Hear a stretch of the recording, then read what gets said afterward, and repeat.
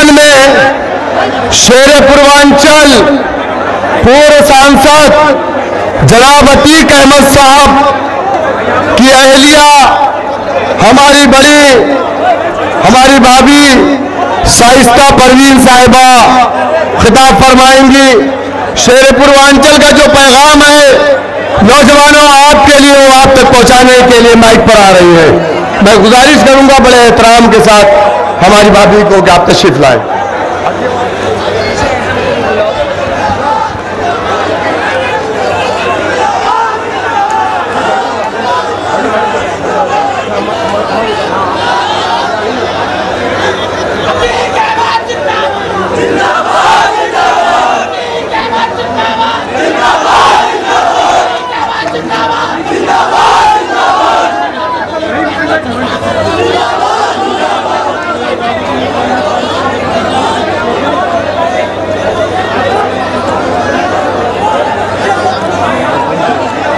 मेरे बुजुर्गों और भाइयों और बच्चों और माँओं और बहनों, अस्सलाम वालेकुम। आज आप सोच रहे होंगे कि आज हम यहाँ पे क्यों आए हैं। बेशक, लेकिन आपके भाई और सांसद अतीक अहमद के कहने पर आज हमें कभी हमने सोचा नहीं था कि हमें इस मंच पर खड़ा होना पड़ेगा, क्योंकि आप वाकिफ हैं कि सांसद अतीक अहमद आपके भाई, आपके चहीते और उनके भाई अशरफ और मेरा बेटा जो गुनाह का फंसाया गया है, वो 2.5 साल से फरार है। उसके ऊपर झूठा केस लगाकर उसकी गलती सिर्फ इतनी थी कि वो सिर्फ अपने अब्बा से मिलने गया था और उसको एक केस में फंसा दिया गया। अगर आज मेरा बेटा आपके बीच में होता तो हमें इस मंच पर निकलने की जरूरत नहीं पड़ती। मेरे बुजुर्गों,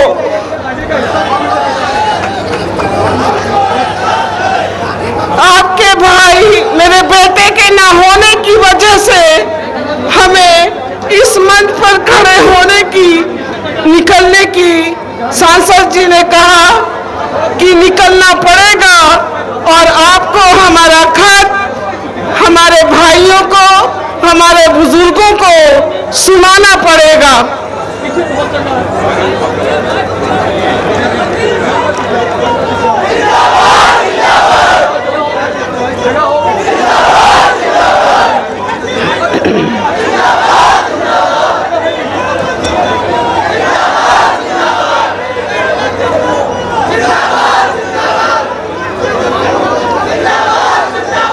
बुजुर्गों, नौजवानों, साथियों और मेरी माँ और बहनों, अस्सलाम वालेकुम। सबसे पहले मैं मुस्लिम भाइयों, हिंदू भाइयों का शुक्रिया अदा करना चाहता हूँ। एक माफ़ी और चाहती हूँ। कल जो है कानपुर वालों बुजुर्गों और साथियों, आपके लिए जो खत लिखा था वो खत आ नहीं पाया है, इसलिए मैं इजाज़त चाहती हूँ कि इलाहाबाद वाला ही खत सुनना चाहते हो तो मैं पढ़ दूँ। बुजुर्गों, साथियों, नौजवानों, अस्सलाम वालेकुम। सबसे पहले मैं मुस्लिम भाइयों, हिंदू भाइयों का शुक्रिया अदा करना चाहता हूँ। बुजुर्गों, ये खत मेरी बीवी जो पढ़ रही है, वहाँ मेरा घर है, आपसे पुराना नाता है, इसलिए मैं कुछ घरेलू बात भी करना चाहता हूँ। मैं और मेरा भाई जेल में है। बड़े बेटे उमर को फर्जी फंसाकर इनाम रखा गया है। बड़ी मजबूरी में मुझे मेरी बीवी से कहना पड़ा कि मेरा यह खत आप ही पढ़ो। शायद मेरे वालिद जिंदा होते तो अपनी बहू को इजाज़त न देते।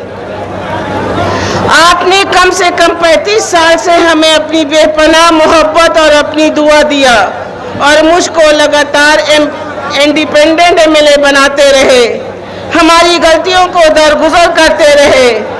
हालांकि मुझे मालूम है मेरा नाम लेकर मेरे नाम पर बहुत लोगों को तकलीफें दी गई, खासकर मेरे अपने लोगों ने ऐसा किया।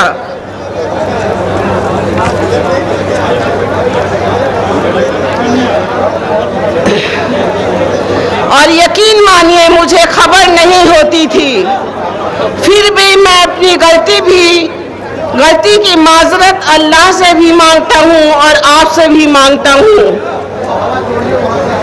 हमारी सियासी गलती भी हुई है। आप मुझे वोट देते थे और मैं आपका वोट ले जाकर दूसरों की झोली में डालता था। उनकी ताकत बढ़ती थी और वही मुख्यमंत्री बनते थे और मैं झूठों सीना तान कर घूमता था या जेल काटता था।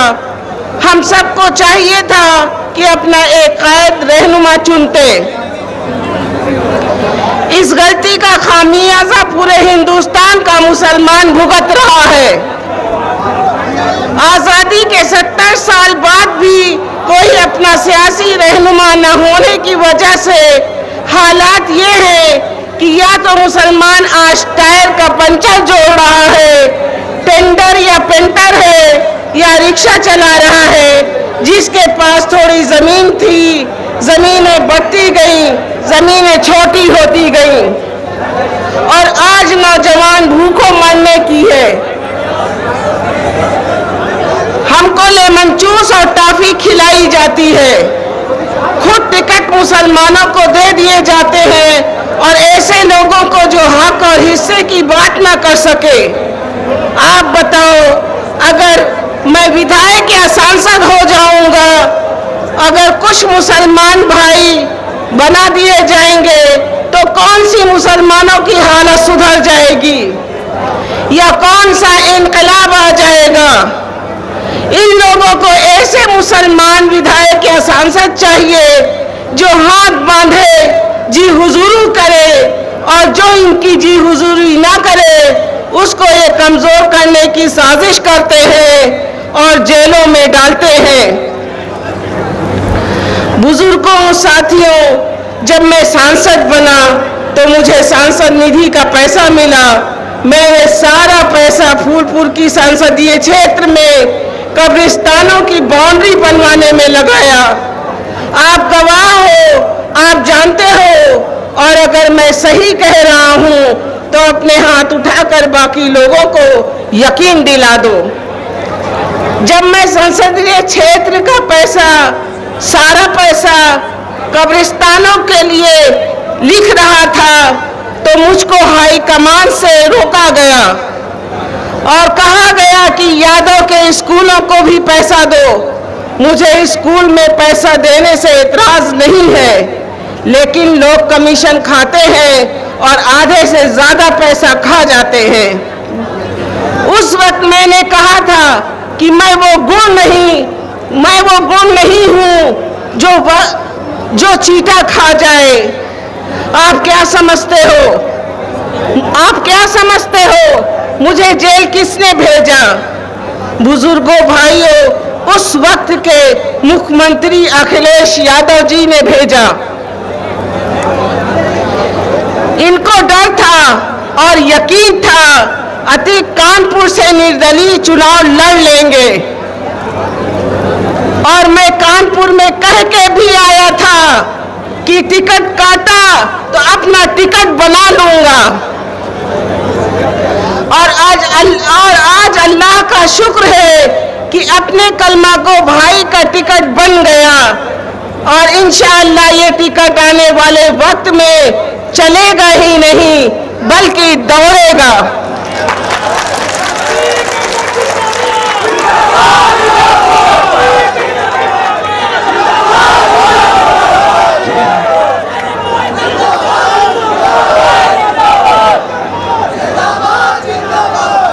मुझे अखिलेश जी ने खाली जेल ही नहीं भेजा, बल्कि कटरे का मुसलमान वकील जो एडिशनल एडवोकेट जनरल था, मेरा जहन बहुत खराब है और मैं बहुत जज्बात में हूँ, मुझे उसका नाम याद नहीं आ रहा। वो कटरे का मुस्लिम डबल एजी सरकार की चापलूसी करता है और जज बनने के चक्कर में वो मेरिट पे नहीं बल्कि मक्खनबाजी की वकालत करता है। उसने अखिलेश जी के कहने पर हाई कोर्ट में अखिलेश जी की सरकार के तरफ से हलफनामा दिया कि जो जमानतें इनकी हो चुकी हैं उनका कैंसिलेशन डालेंगे। और यही नहीं, मायावती जी और भाजपा के टाइम में जो गैंगस्टर की सेक्शन 14 में जो मेरी प्रॉपर्टी जब्त हुई थी, अखिलेश जी 5 साल मुख्यमंत्री रहे, मैं इनके पास दौड़ता रहा और वे डीएम से कहते थे कि एक एक फाइल करना, सब मत कर देना। यही वजह है मेरी ज्यादातर प्रॉपर्टी यहाँ तक कि मेरे पेंशन का पैसा सब बंद रहा और अखिलेश जी मुख्यमंत्री बने रहे। और रही सही कसर भारतीय जनता पार्टी ने पूरा कर दिया।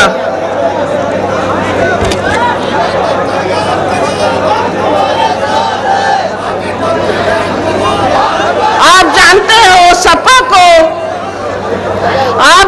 हो सपा को इलाहाबाद, कौशाम्बी, प्रतापगढ़ में कितने लोग जानते थे। आप मुझे निर्दलीय विधायक बनाते थे और मैं माननीय मुलायम सिंह यादव जी का सपोर्ट करता था। जब कभी उन्होंने लखनऊ में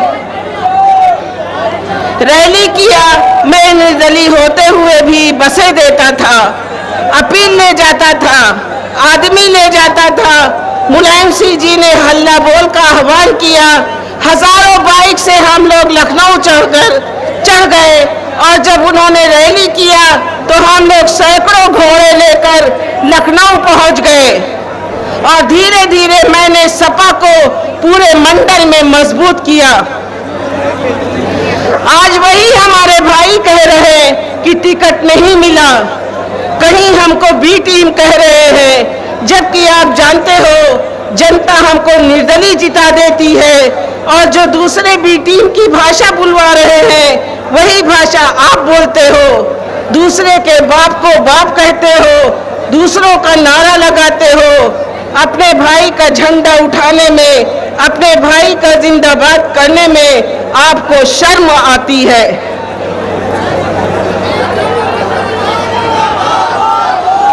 याद रखना भाइयों, मुसलमानों, याद रखना, कोई नहीं चाहता मुसलमानों की पार्टी बने, इसलिए कि उनको मालूम है कि मुसलमान 22% है, 30 करोड़ से ज्यादा मुसलमान हिंदुस्तान में है जो वोट का समुंदर है।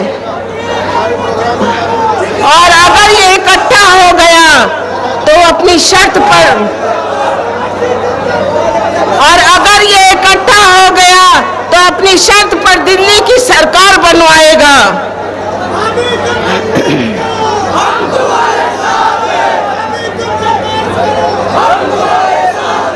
हिंदू भाइयों के इस मुल्क को हमारे बाप दादा ने चुना है, हम बाय चॉइस यहाँ हैं और हमारे धर्म में कहा गया है कि अपने मुल्क में मोहब्बत करो, मुल्क से मोहब्बत करो और वफादार रहो।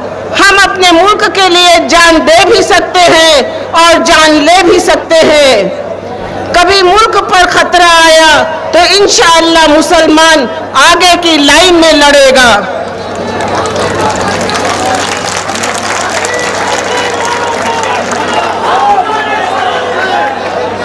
और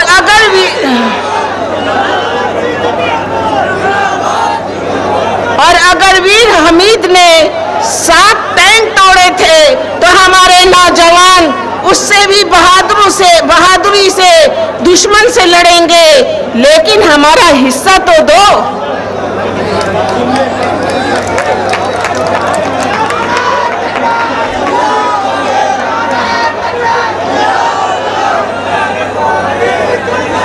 फौज के 100 जवानों में 22 जवान मुसलमान रखो, पीएसी के 100 जवानों में 22 जवान मुसलमान रखो, पुलिस के 100 जवानों में 22 जवान मुसलमान रखो। हमको हमारी तादाद के हिसाब से हर नौकरी में और शिक्षा में हिस्सा दो। अब लड़ाई सांसद या विधायक बनने की नहीं है, अब लड़ाई अपना हिस्सा लेने की है। हमारे वोट सबसे ज्यादा है। हम अपने हिंदू भाइयों को भी टिकट देंगे, चाहे वो दलित भाई हो या पिछड़े भाई हो, लेकिन अब टिकट मांगने वाले नहीं, हम टिकट देने वाले बनेंगे।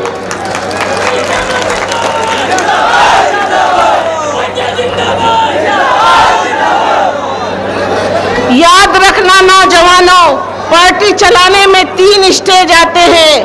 पहले स्टेज पर हारा जाता है, दूसरे स्टेज पर हराया जाता है, तब तीसरे स्टेज पर खुद जीता जाता है। और मेरा मानना है कि हम कम से कम पहला स्टेज तो पार कर चुके हैं।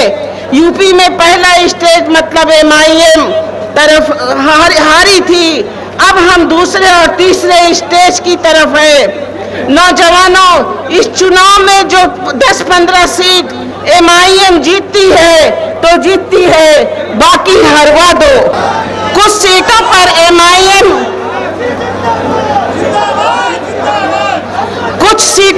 MIM इंशाअल्लाह जीतेगी ही। बाकी हम चाहते हैं किसी विधानसभा क्षेत्र में अगर 10,000 वोट भी मुसलमानों का हो तो MIM को ही पड़े और दूसरी पार्टी को हरवा दो। कम से कम जिंदा हो तो जिंदा नजर आना भी चाहिए।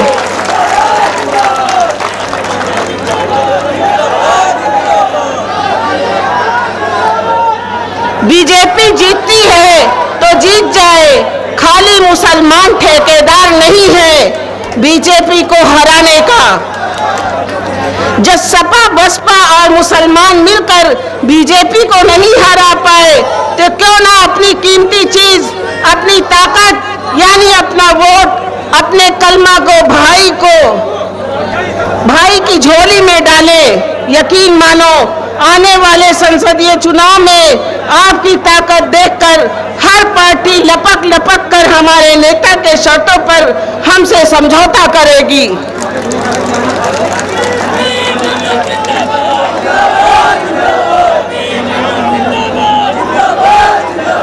आज MIM के सदर ओवैसी साहब पूरी लोकसभा को अकेले हिलाते हैं, तो जब इनके पीछे 50 सांसद और खड़े होंगे तो इंशाअल्लाह ओवैसी साहब मुसलमानों का हक और हिस्सा ले लेंगे।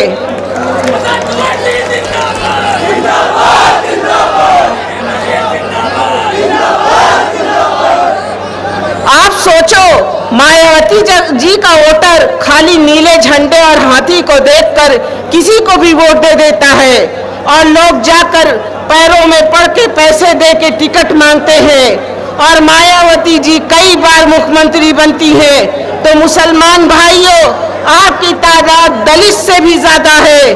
हमारी पार्टी हिंदू भाइयों को भी टिकट देगी और आप अगर खाली MIM को अपनी पार्टी और पतंग उनका निशान पकड़ लो तो क्या नहीं हो सकता। जहां तक बीजेपी को हराने की बात है, आने वाले वक्त में आपके वोट से हिंदू मुस्लिम मिलकर बीजेपी को इंशाअल्लाह MIM ही हराएगी।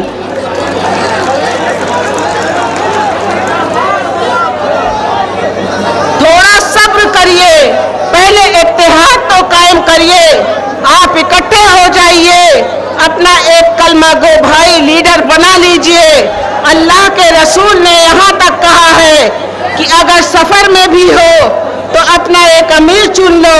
मैं फिर कह रहा हूँ कि B टीम C टीम बंद करो। क्या देख नहीं रहे हो, गुजरात में बीजेपी की सरकार है। मेरी बड़ी ख्वाहिश थी ओवैसी साहब से मिलूं, एक तो मुझे रूहानी सुकून मिलता और मैं उनसे उत्तर प्रदेश के बारे में सियासी बातें करता, लेकिन बीजेपी ने हमको मिलने नहीं दिया और ओवैसी साहब जैसी शख्सियत जो कि सांसद भी है उनको लौटा दिया।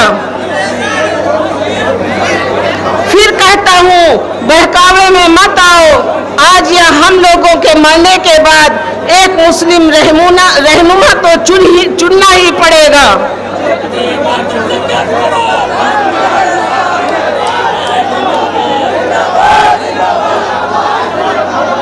दोस्तों, आप हमारे जैसे लोगों को एमएलए या एमपी तो बना सकते हो, उसे अपना ताउन या मोहब्बत तो दे सकते हो, लेकिन कायद और रहबर की हैसियत कुछ और होती है।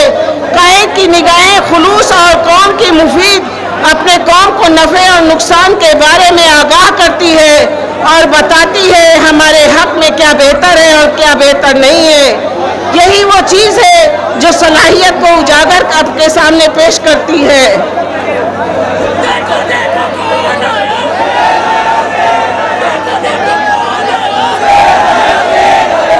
जनाब असदुद्दीन ओवैसी साहब, जो आज हिंदुस्तानी सियासत में अहम मुकाम हासिल कर चुके हैं, कौम का दर्द और मिल्लत का तहफ़्फ़ुज़ उनकी तरजीहात में औलीन और दीनी अहमियत, सियासी शऊर, इल्मी बसीरत और कानून के अहम फहम में अपनी मिसाल आप हैं।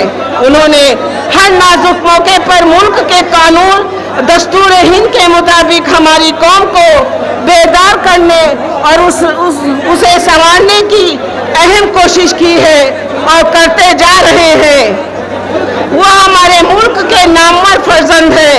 हालात ज़माना और कानून पर उनकी उंगलियों की गिरफ्त बहुत ही मजबूत और मुस्तहकम है।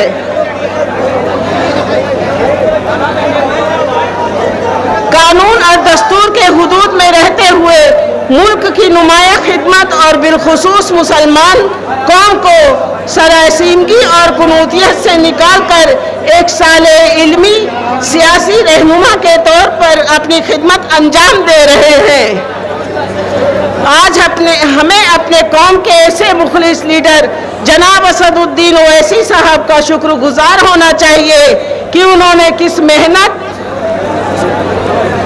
और किस जाफेशानी से हमारे अंदर एहतिमाद की राह हमवार की है। उनकी तारीफ और तहसील में है कि हम खुलूस दिल से अपना रहबर, अपना कायद और अपना मोहसिन मानकर उनकी फिक्र के बन जाए और बिल इत्तेफाक उनको अपना अमीर और कायद तस्लीम कर लें, क्योंकि आज असदुद्दीन ओवैसी साहब की शक्ल में खुदा ने ऐसी रहमत नाजिल की है, अगर हम इस बात को नहीं समझे तो तारीख हमें फरामोश कर देगी। मुझे उम्मीद है जनाब असदुद्दीन ओवैसी साहब की क़यादत में हम अपने को संवारते रहेंगे और उनके बताते हुए रास्ते पर चलते रहेंगे। बहुत बहुत शुक्रिया। जेल बंद हो गई है, लगता है खत निकलना मुश्किल है।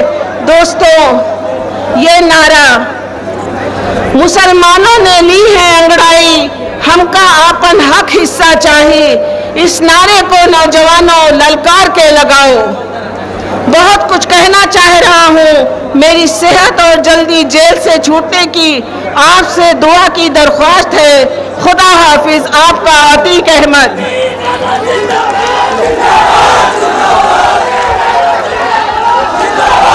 बहुत बहुत शुक्रिया नौजवानों, आपने